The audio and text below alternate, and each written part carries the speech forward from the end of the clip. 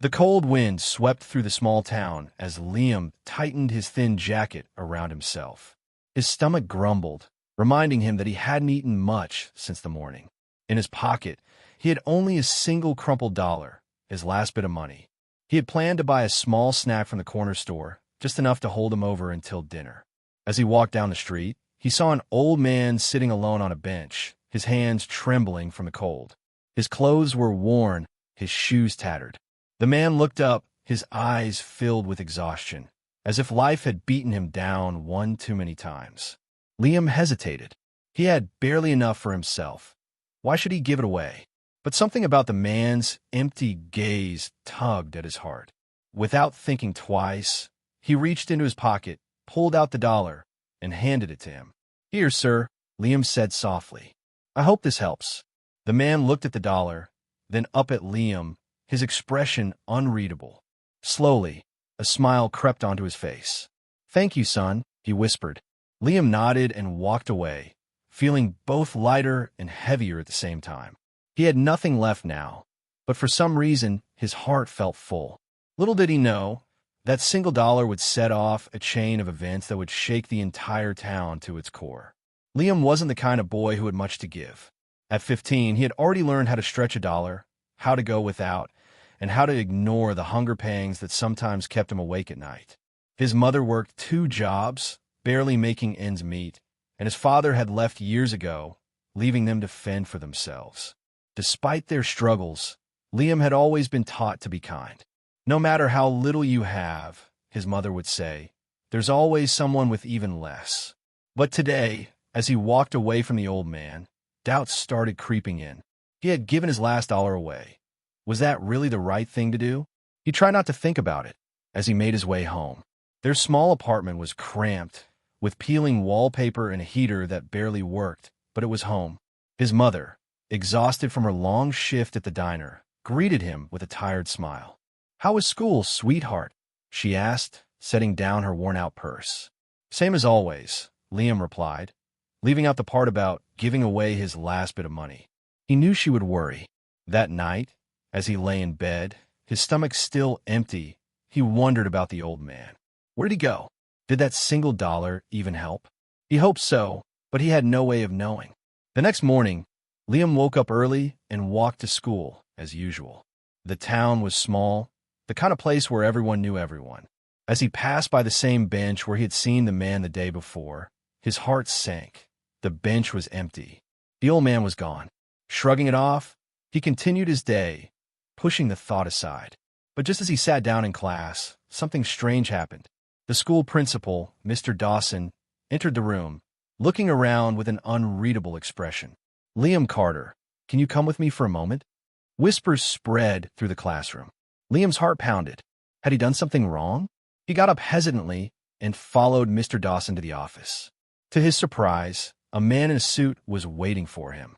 He had a kind face, but his eyes were serious. "Liam," the man said, "my name is Robert Holloway. I need to talk to you about what you did yesterday." Liam's mind raced. What was going on? And how did this man even know? Liam swallowed hard, his palms sweating as he looked at the man standing before him. What do you mean?" he asked cautiously. Robert Holloway studied him for a moment, then smiled. "Yesterday, you gave your last dollar to a man sitting on a bench. Do you remember?" Liam's eyes widened. How did this stranger know about that? He hesitated before nodding. "Yeah, but it was just a dollar. Why does it matter?" Robert chuckled softly. "It matters more than you think, Liam. That man you helped, he's not just some random person. He's my father." Liam's breath caught in his throat. "Your father?" he echoed in disbelief. "Yes," Robert continued. "My father, Charles Holloway, has been missing for months. He's a retired businessman. He built one of the biggest real estate companies in the state, but after my mother passed away, he lost himself. He walked away from everything, his fortune, his family. We searched everywhere, but he didn't want to be found. And then yesterday, out of all the people in this town, you were the one who showed him kindness when no one else did." Liam's mind spun. He had just thought the old man was struggling. He had no idea he was someone important. "I still don't understand," Liam admitted. "I only gave him $1. It wasn't much." Robert's smile faded slightly. To you, it might not have been much, but to him, it was everything. You reminded him that there's still kindness in the world, that people still care. He called me last night for the first time in years, telling me about the boy who helped him. That's why I'm here. Liam didn't know what to say. His simple act of kindness had reunited a lost father with his son. Robert reached into his pocket and pulled out a small, folded piece of paper. My father left this for you before we brought him home, he said, handing it over. Liam slowly unfolded the note. In shaky handwriting, it read, Thank you, Liam. You gave me more than $1. You gave me hope. Never stop being the good person you are. The world needs more people like you. Liam felt his throat tighten. He never expected anything in return for that dollar, but this meant something. Robert put a hand on Liam's shoulder. I'd like to do something for you, Liam. You helped my father when no one else would. Let me help you now. Liam blinked. Help me how? Robert smiled. Come with me. There's something I want to show you. Liam hesitated, but curiosity got the best of him. He followed Robert out of the school, his heart pounding. The whole situation felt surreal. Just yesterday, he was struggling to afford food, and now he was caught up in something much bigger than himself. As they walked through town, people started whispering, curious about what was going on. Liam wasn't used to being the center of attention, but something told him that this was only the beginning. When they reached the edge of town, Robert stopped in front of a sleek black car. Get in, he said. Liam hesitated for only a moment before climbing inside. As the car pulled away, he couldn't help but wonder, what had he gotten himself into? Liam sat stiffly in the luxurious car, his fingers gripping the edge of his seat. Everything about this felt unreal. Just yesterday, he was counting coins to buy lunch, and now he was sitting next to a wealthy man who claimed his simple act of kindness had changed everything. Robert Holloway drove in silence for a while before finally speaking. Liam, my father has spent months in hiding. He was lost in grief, ashamed of abandoning his family and business. But you, someone with nothing to give, offered him a kindness he hadn't experienced in a long time. That changed everything. Liam stared out the window, trying to process it all. I still don't get it, he muttered. I just gave him $1. It wasn't like I did something huge. Robert glanced at him with a knowing smile. It wasn't the dollar, Liam. It was the fact that you gave when you had nothing to spare. That kind of selflessness is rare. The car turned onto a long, winding road leading to the outskirts of town. As they approached a massive iron gate, Liam's breath caught in his throat. Beyond it stood a grand estate, tall stone walls, enormous windows, and a sprawling lawn that seemed to stretch endlessly. Where are we? Liam asked, his voice barely above a whisper. This, Robert said as the gates slowly opened, is Holloway Manor. My father built this place years ago, but he abandoned it when he disappeared. Now that he's back, he wants you to see it. Liam's stomach twisted with nerves. Why him? Why was he being brought here? As the car pulled up to the front entrance, the doors to the mansion swung open. Standing at the top of the steps was none other than Charles Holloway, the same old man Liam had given his last dollar to just the day before. But he looked different now. Clean-shaven, wearing a neatly pressed suit, he no longer appeared like the lost man Liam had met on that cold bench. Liam, Charles greeted warmly, stepping forward. It's good to see you again. Liam hesitated, still unsure how to react. Mr. Holloway, he said awkwardly. Come inside, son, Charles urged. We have much to talk about. Liam followed them inside, his eyes widening at the grand chandeliers, marble floors, and massive paintings lining the walls. It was like something out of a movie. They entered a study filled with floor-to-ceiling bookshelves and an ornate fireplace. Charles gestured for Liam to sit across from him at a heavy oak desk. Robert stood nearby, watching with a small smile. I owe you an explanation, Charles began. I walked away from all of this because I was lost. After my wife, Robert's mother, passed away, I didn't know how to live without her. I left my family, my fortune, my home, everything. I convinced myself that I didn't deserve comfort anymore. Liam swallowed hard. He couldn't imagine what it was like to lose someone you loved so much that you abandoned your entire life. But yesterday, Charles continued, his voice thick with emotion, you looked at me, not as a beggar, not as a failure, but as a person. You gave me the last of what you had, and that simple act reminded me that I wasn't invisible, that I still had worth. Liam shifted in his seat. I just did what I thought was right, he said quietly. Charles nodded. And that is exactly why I want to do something for you. Liam blinked. What do you mean? Charles reached into a drawer and pulled out a stack of papers. I have spent years running from my responsibilities, but I don't want to run anymore. I want to use my wealth for something meaningful. And that starts with you. Liam's heart pounded. I don't understand. Charles smiled. I want to invest in your future, Liam. I've arranged for a full scholarship for you. Any school, any university you want. You will never have to worry about money again. Liam's breath hitched. A scholarship? He could barely process the words. Robert nodded. Not just that. We also want to help your mother. She's worked so hard to provide for you, and she deserves a break. We're offering her a job here at the estate, one with a good salary, benefits, and a future. Liam felt his eyes sting. This was too much. Too unreal. I don't know what to say, he admitted. Charles leaned forward. Say yes, Liam. You gave me hope when I had none. Let me do the same for you. Liam looked down at his hands, his mind racing. His entire life, he had been struggling just to get by. And now, in the most unexpected way, everything was changing. Slowly, he lifted his gaze to Charles and Robert. Okay, he whispered. Yes. Charles smiled warmly, and Robert patted Liam's shoulder. Good, Charles said, because this is only the beginning. Liam barely slept that night. Every time he closed his eyes, his mind replayed the unbelievable events of the day. He had gone from struggling to afford a meal to being offered a full scholarship and a better life for his mother. It felt like a dream, one he was afraid to wake up from. The next morning, Liam returned home to his tiny apartment, where his mother was anxiously pacing by the window. The moment she saw him, she rushed forward. Liam, where have you been? I was so worried, she exclaimed, pulling him into a tight hug. Liam hesitated. How was he supposed to explain everything? Mom, I need to tell you something, he said cautiously. She pulled back, frowning. What is it? Taking a deep breath, Liam told her everything. From meeting the old man at the park to discovering that he was actually Charles Holloway, to the life-changing offer he had received. His mother listened in stunned silence, her hands trembling slightly. And I want to give you a job, Mom, Liam finished. A real one, with benefits and good pay. We won't have to struggle anymore. Tears welled up in her eyes.